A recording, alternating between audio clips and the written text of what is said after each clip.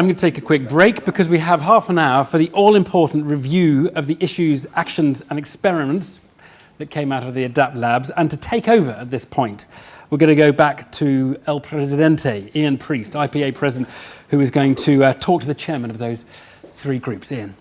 Thank you, David. Right, thank you, El Presidente. So before we do that, what I wanted to do was just sort of give a few observations about this morning before we go over and talk about sort of from words into actions. And it was a bit more words in the morning talking at you, where this afternoon was much more about you getting your sleeves rolled up. So the whole aim, what we were trying to do here was really, you know, we kicked off ADAPT for commercial creativity earlier in the year, but this was the first event, very much focused on alliances to really create this movement and to create momentum, and we wanted to make it cross-industry. So I'm really glad, well, first you turned, you know, more than 20 of you turned up. There's always a bit of worry, you know, your party and no one turning up. So firstly, it's fabulous in terms of how many you've turned up, but also how many different perspectives, agency, client, intermediaries. It's really important that this is a cross-industry movement. And a bit like the gorilla ad, it feels like the day, when, you know, it sort of started off the gorilla ad, it sort of, remember that chart, and it sort of went at the drums, it got high up in terms of the energy. It feels like the energy of today has gone a bit like that. It's sort of built slowly, and hopefully there's been a load of energy at the ADAPT labs, and we're just coming down a bit slowly now. Yeah?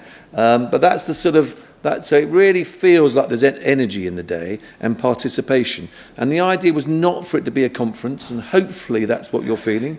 It's much more energetic than that and involving, because we want to take this out to the other adaptathons that might be very different to this, but to keep that sort of sense of energy and participation. And what now we're looking forward to is turning those ideas into actions, because it's not really just about the people in this room. You are the sort of opinion formers, the early adapters. It's then how do we take it out to the wider community, to the wider industry, to get this movement moving forward. So I just wanted to, I think there's a chart about to go up, which was, I had a go with Janet, coming out the morning, what were 5 potential actions that we could take out. And I think we're going to get you to vote to see on your iPads, to see what of these, where would you put them in priority. This might slightly overlap with what you're about to do, but it was just observations from the floor throughout the morning. And so the first one, let me briefly explain. Setting a standard, a blueprint for relationships between clients and agencies. We have best practice guides. The IP have done best practice guides, and I think having a really modern best practice guide for relationship management between clients and agencies would seem a sensible thing to do. And in fact, it's always been my intention over the whole programme of ADAPT is to do a sort of digital book, or it might be a real book, that's got chapters that go through the 5 letters of ADAPT. So the idea of doing not only what we've learned today, but it should be an ongoing thing where people are feeding in their ideas, what works, what doesn't work, that goes into sort of a best practice guide. And that's what, and so I'll call it, I think the overall book I call sort of commercial creative contract. How do we get a better contract across these various areas? So that would be the sort of first thought that came out of this morning. The second one, celebrate and recognise. And there was a thought I was discussing with a few of you, in fact, Suki. One of the things I don't know, is it January or November, but sometime around Christmas, it's often with AAR actually, do a article that normally goes in campaign, and it says, pitches this year up. Fabulous. Isn't the industry thriving and fabulous? In fact, last year was pitches down. Shit, not good, is it? I want to do one that goes pitches down. Fantastic. Absolutely brilliant. Couldn't be better. Celebrate the idea of actually, well, and on the other side, celebrate relationship milestones. 5 years in, 10 years in, celebrate the birthdays of Abbott Mead and Sainsbury's, whatever it may be. But the idea of really getting out to try and change this slightly macho image of new business. In fact, another thought connected to that was, what about having you have a head of new business in all of our agencies, what about having a head of retention? And make them equal? Don't know. So all that sort of trying to change behaviour and perception. So that was the second one. The third one, and why I joined as VCCP, why I joined the IPA, was not just because of its stature, but because of one word, actually, effectiveness. And that's a key part of what we wanted our agency to be, this commercial creativity point. And it's because it's known for the IPA Effectiveness Awards, which is the creme de la creme in our industry. We all know this. But we just thought, what about having an award that's about better relationships? Because better relationships equals better work. What about feeding this thought into the Effectiveness Awards? So a separate category or a measure in every case study. So that was the third thought. The fourth one, and I heard that one of the ADAPT labs have come up with similar thoughts, so I'll just top line it. But we have when we get involved with a client and agency get together, they have a legal contract, which we all know, which is 35 pages long. We have a fee contract, which we negotiate as hard as possible, that goes into the legal contract. But we never have a relationship contract. And the idea of how do we work together, having some principles that we agree to, is a thought that we could make much more overt in how we work together and signing it off and agreeing to various principles. That's the fourth one. And the fifth one was joint industry training. Something that came out of the Marketing Society and IPA get-together last week was a couple of the clients said, we don't train our young managers about how to manage agency relationships. Equally, picking up what Julie was saying, clients get the agencies they deserve, but let's be honest, agencies also get the clients they deserve, and we can say no, by the way, is training our people to, be that chameleon, be that adaptive person to adjust and get the best out of a relationship with our clients. So the whole idea of training people in relationship management, both clients and agencies together, is another thought that came from it. So I think if you've got your iPads, they should, those 5, be coming up on your screens. What am I asking everyone to do? Do a 1, 2, 3, 4, 5 against those? Janet, is that about, or just pick? Choose your favourite. Just choose your favourite. Just choose one.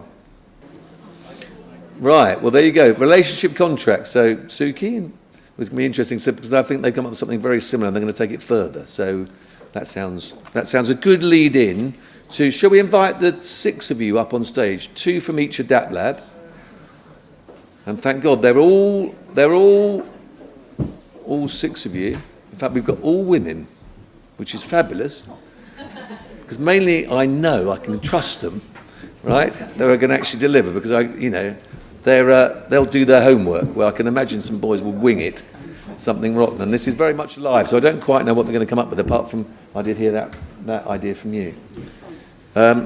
So hopefully I was seeing lots of energy in those ADAPT labs. So what we're going to do now, just in sort of 15, 20 minutes, is to get in pairs to debrief what came out of those ADAPT labs, because I'm sure you're all going to have your own personal things you're getting out of today. These are what we're intending to do, is ideas into actions that can turn into experiments, and then what I think Evan's going to do at the end is go, right, which of these are you going to sign up for? So again, trying to turn words into actions. So we have can we start actually with Lab 1? Just because start as we mean to go on seems a good place to start. And we have Katie and Kerry, thank you both, to talk through, and those basically I gave them 3 questions. What were the 3 main themes coming out of your session? What actions would you like to see taken forward in the form of experiments from today? And how do you propose we do it? Which organisations, industry groupings are best placed to make this happen? Okay, off we go. Hello.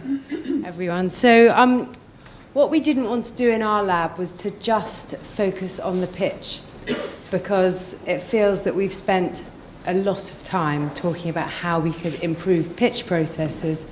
But actually what was very interesting and what made us think, actually this is quite a fresh way of looking at it and fits better with Start As We Mean to Go On, was the first 100 days after the pitch. So what we looked at was the pitch process, but then 100 days moving on. And I'd say that the key themes that came out of it were the pitch isn't over until the first work is produced. So everyone, especially agencies, let's be honest, breathes a huge sigh of relief when the pitch is over and they win and go, ooh, we better deliver what we promised there. Whereas actually some of the most successful relationships coming out of pitches where you really start as you mean to go on are those agencies and clients and pitches where you don't stop there, you keep looking until that first work is produced and think of that whole setting up of the relationship as the pitch. So that was one of the themes that we explored. The second one was that a relationship after a pitch can get transactional very, very quickly. So you spend a whole pitch talking about 5-star advertising, about this dream that you want to make real, and then you go into the relationship and say, you need to deliver a Christmas campaign and it's October. And you go straight from this big groups of senior people talking about how it should be to the implementers fighting to scrabble out a pitch, so to scrabble out a campaign. So how can you make sure that it doesn't get transactional that quickly, that there's shared expectation, that there are good agency handovers, and that you can keep that conversation on 5-star advertising rather than going straight to that functional bit. And the final thing that was very interesting was the idea of an anxiety axis. So at the start of a pitch, clients aren't too worried, agencies are in an absolute frenzy. This anxiety for the agency will continue, but decreases towards winning. If they win the pitch, there is that sense of relief. But actually a client's anxiety is at its highest, where they have suddenly put all their eggs in one basket and have appointed this agency, and now their neck is on the line. So what can we do in all situations to start trying to reduce that anxiety, especially for the client at that point, but making sure those first 100 days count so that that anxiety does start to recede. I'm going to hand over to Kerry to go through themes. Thank you, Katie. So having identified those as the key themes, and it all being very much around how we're going to learn to work together in this new relationship, how do we get to the win-win and get better work that's more commercially creative? Well, the practices that you begin in the first 100 days, we believe, actually set the tone for the rest of the relationship. And in the 4 groups that we had in our ADAPT lab, we came up with 4 different facets of that first early relationship which need attention paid to them.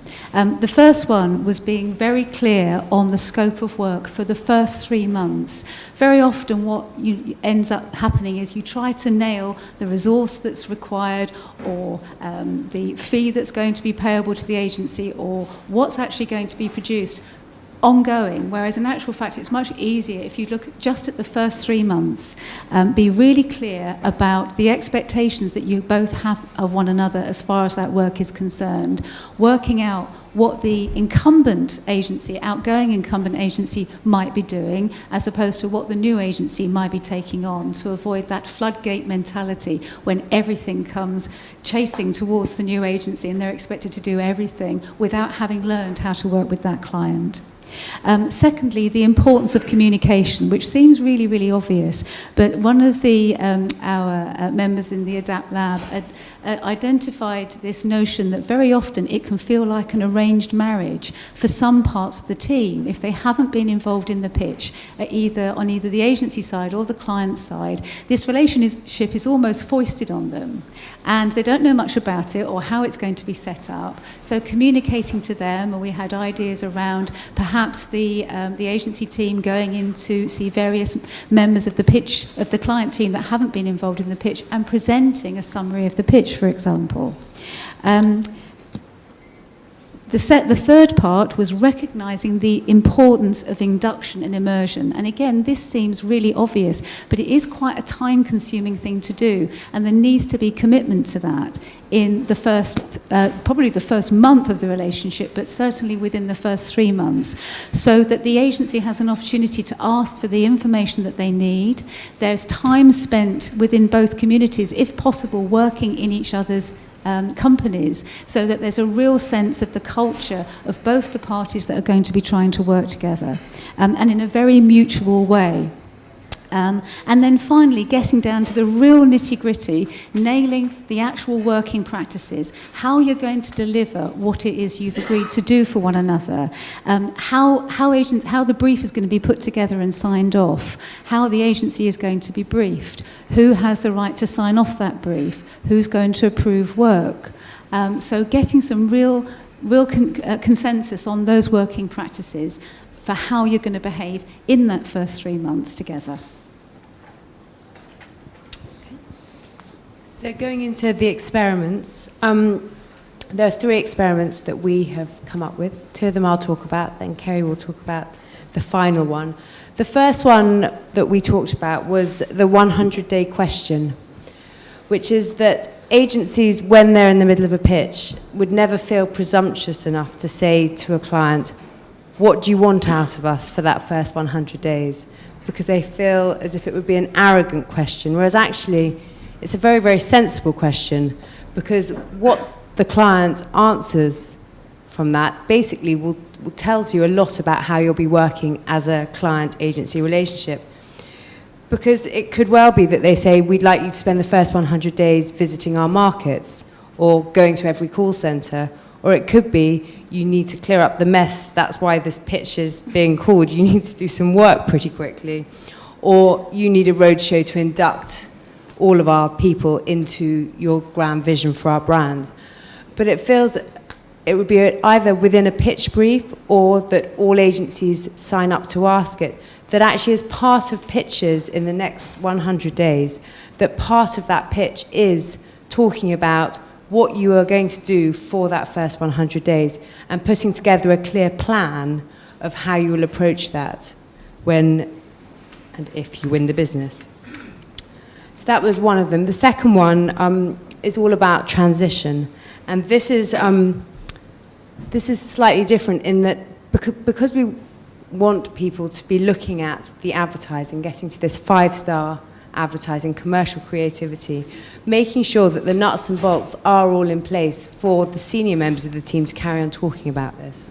So what if we have a head of transition? Now this person would need to be quite senior, but they could be from client, they could be from agency.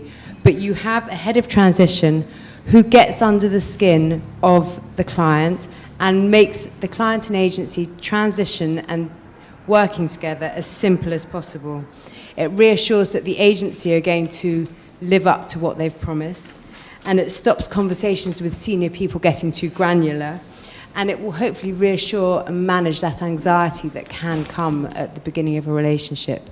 So it's whether we have a person, a team in place that just ensures this very, very smooth transition. And the last proposal for the relationship was really based around our discussions about contracts, which can take so long to agree and get signed. Very often a whole year will pass before they're signed. So we looked at whether there could be a 3-month style, Warren Buffett style heads of agreement, like we talked about this morning, that both parties sign up to just for the first 3 months of the relationship.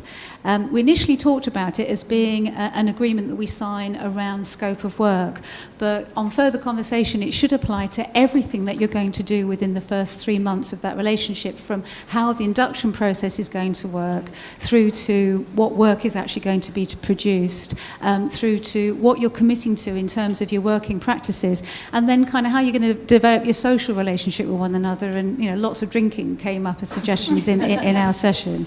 But if we could get an agreement almost to that first 3 months being a very discreet discrete project where you are learning and testing how you're going to work to one another.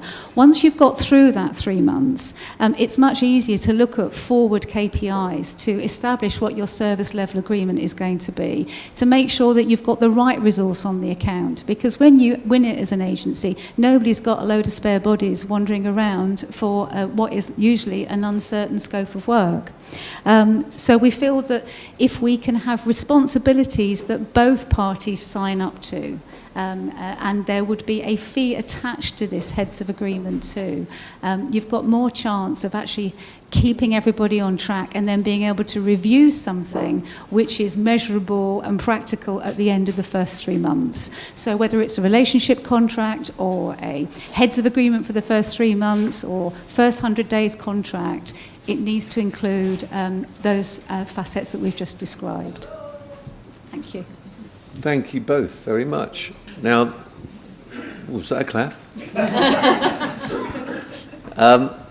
I'm conscious of time, so what we're going to do is then just move on to number 2. These are going to be written up and come up on screen, is that right, Catherine? Okay.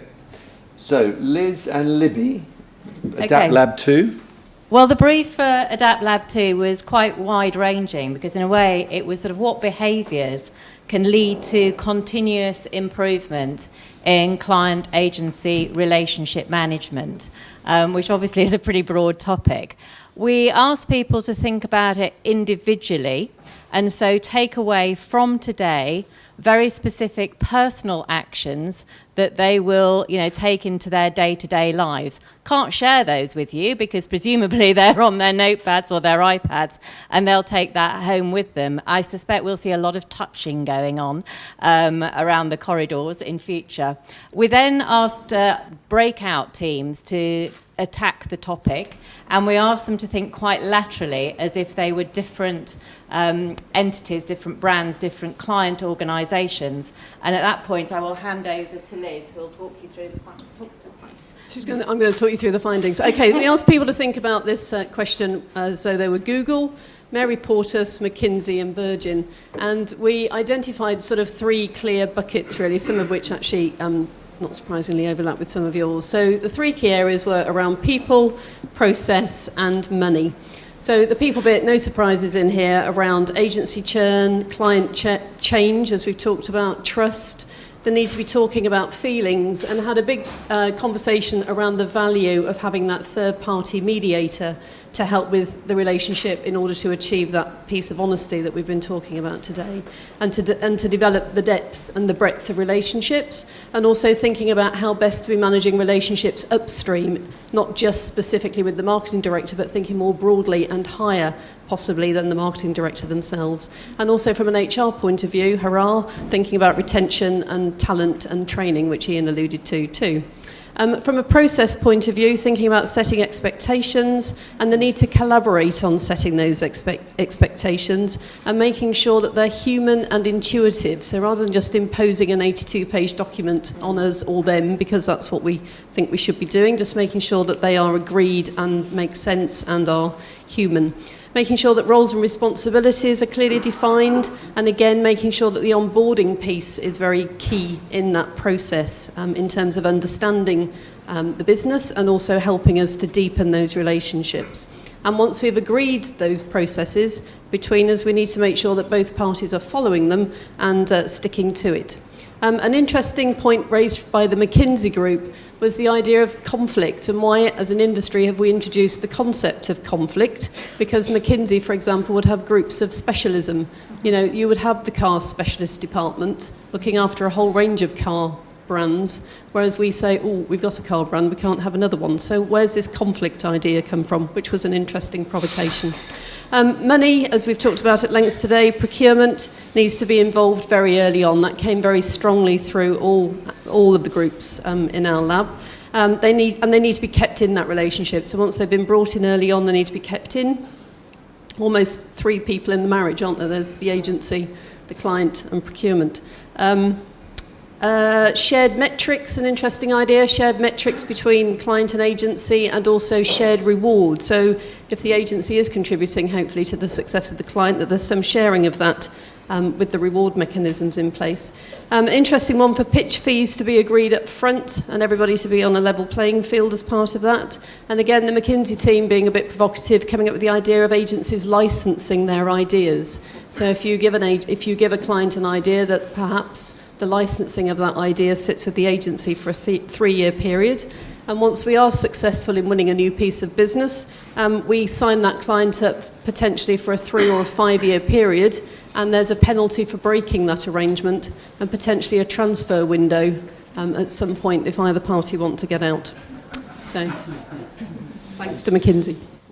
And a strong theme, just to pick up one final point, which is coming out, I think, of sort of virtually every session, is to have that head of client retention and to start to really put an industry value on long-term client relationships. Not just in terms of do we respect those relationships, do they lead to better sort of commercial creativity, but also what value do they have? So again, with that sort of procurement dynamic, is there improved efficiency? Because you know how to work together better?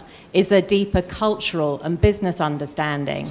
And therefore, as an industry, what can the communication industry do to demonstrate that there is absolute value in those long-term relationships? And it really pains me when I get clients going, I never get more attention, ever, than when I'm a pitching client. I'm never more loved, never get more phone calls, never get more responsive behaviour.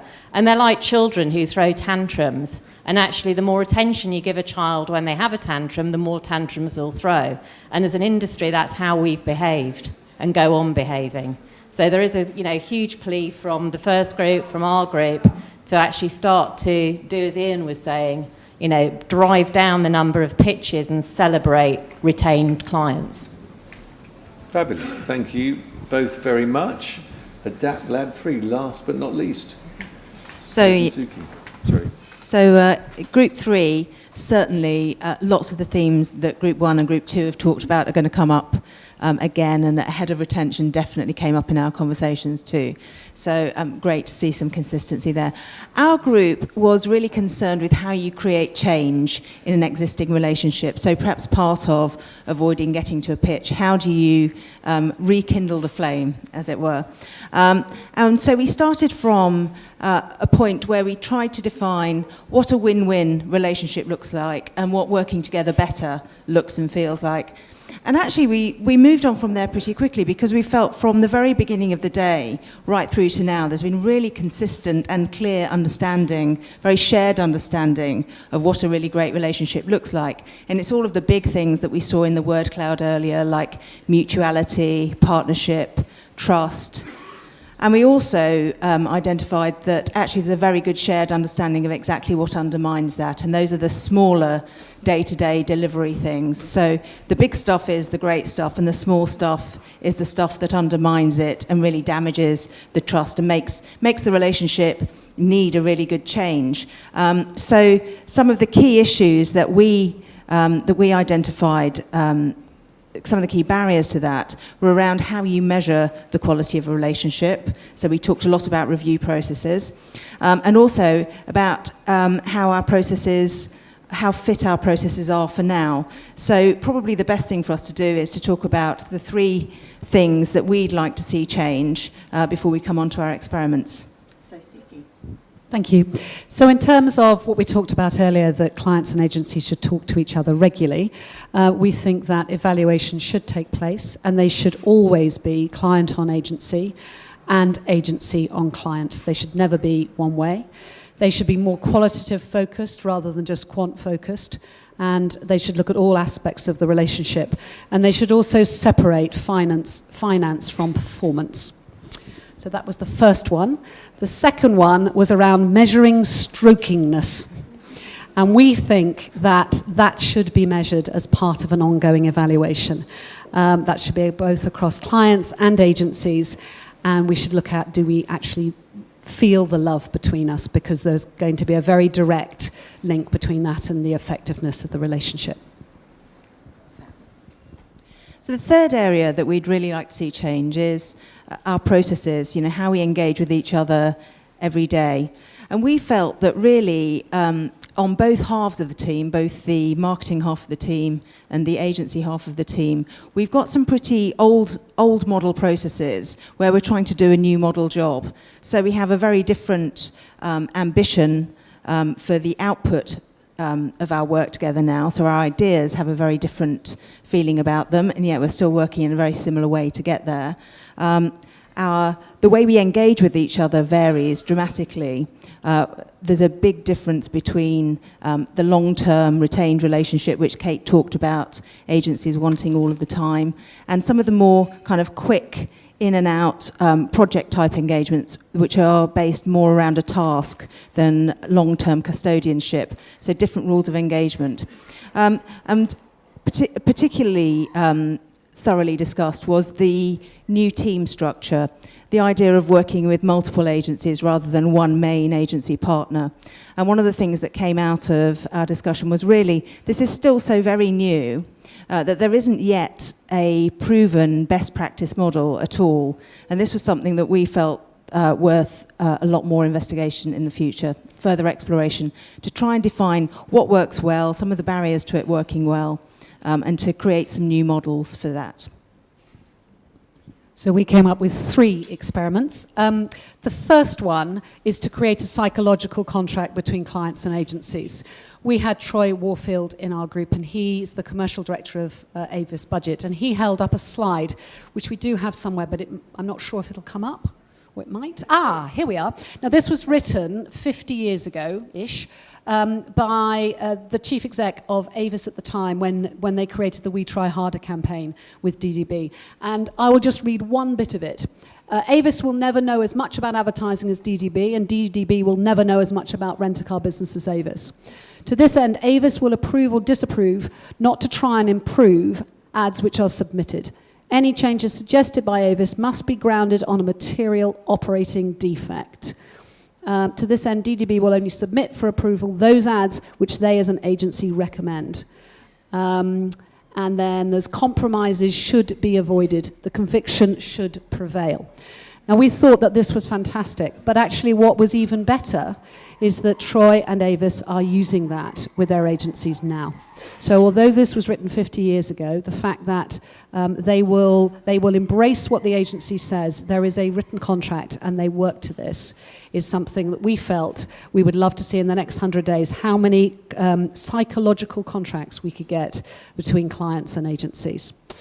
The second one was to create a mini lab looking at this new client agency model, bringing together a number of people to discuss that and then share some best practice and some ideas into the marketplace. And the third one is to encourage everyone to do 100 strokes in 100 days, and then to write in and tell the IPA what strokes they've done and what difference it's made. And if, like Peter Cowie, you do them all in one day, that's okay as well. Fabulous. Absolutely fantastic. Well, you know, there's a hell of a lot to take in there, wasn't there? So I think we're going to try and put some chart up and I'll hand over to you, isn't it? Yeah. Because to me, there's a lot of ideas in there, and this is not rude in the slightest, some of them are genuinely new, some of them are sort of what we sort of talked about before. And so much of this is about turning words into actions. Half of this is actually going out and doing it rather than talking about it. So that's what I'm really keen to encourage you all to do, is to sort of consume what was sort of said there, what do we think the interesting ones are, and then go out and do it. And there'll be lots of little things, I can imagine, that will make quite a bit of difference, and there may be a couple of big things in there that can make a big difference as well. So I just want to finish. I think they all deserve a round of applause. Thank you very much.